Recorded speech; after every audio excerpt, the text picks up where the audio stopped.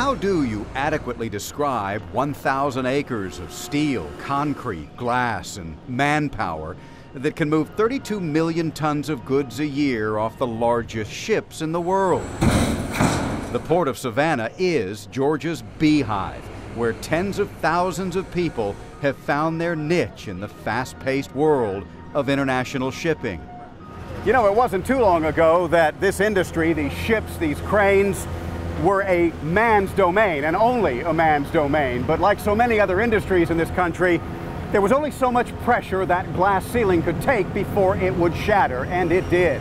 The persistence of a single woman was able to lift this industry and the hundreds of women who would follow into a brand new era. I love that kind of work. I love working in heavy equipment. Carol Claxton came to this unique world to haul containers on 18 wheels from one end of the Port of Savannah to the other, something few women were doing when she got started in 1992. But her goals were much loftier. When the next crane operator job came up, and not many ever do, hers was one of the first applications. It was 1994. This was like a man's world. You know, there was no women.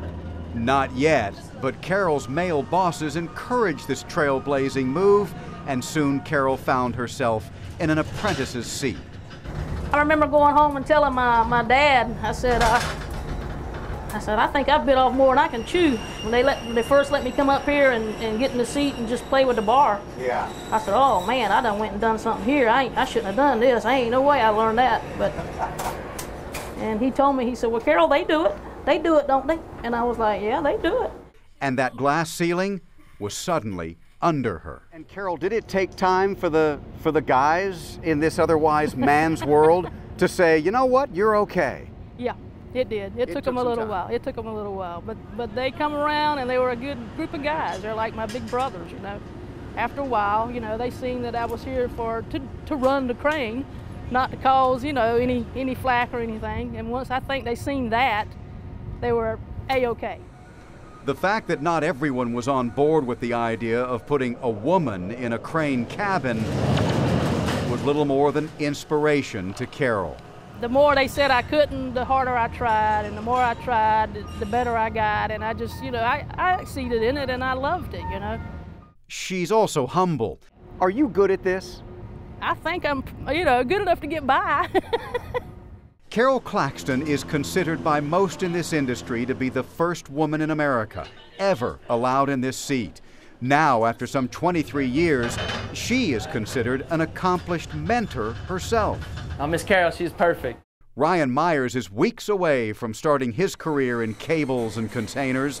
Carol has been his teacher as often as he could get her.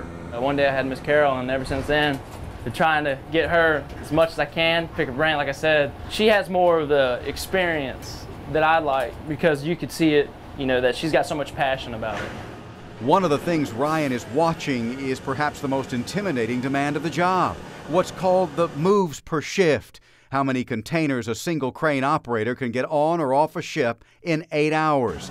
A couple hundred was rocking it back in the 1990s. Today, 400 is a good day. To me, it was always a mental job, not a physical job. Yet I think the perception is that port jobs in general are about strong hands and strong minds, and that's a man's thing, right? Yeah, if you want to go there, yeah. Carol never had to go there, working here.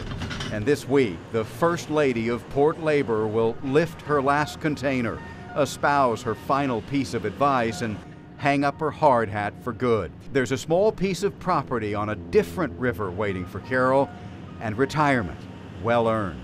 I plan on doing some fishing and just enjoy life a little bit and not have to, you know, get up to an alarm clock. I plan on taking my alarm clock and putting it on a lily pad and sending it down the river. And there will no doubt be plenty of women who can pick up the slack where a pioneer like Carol Claxton warmed the seat.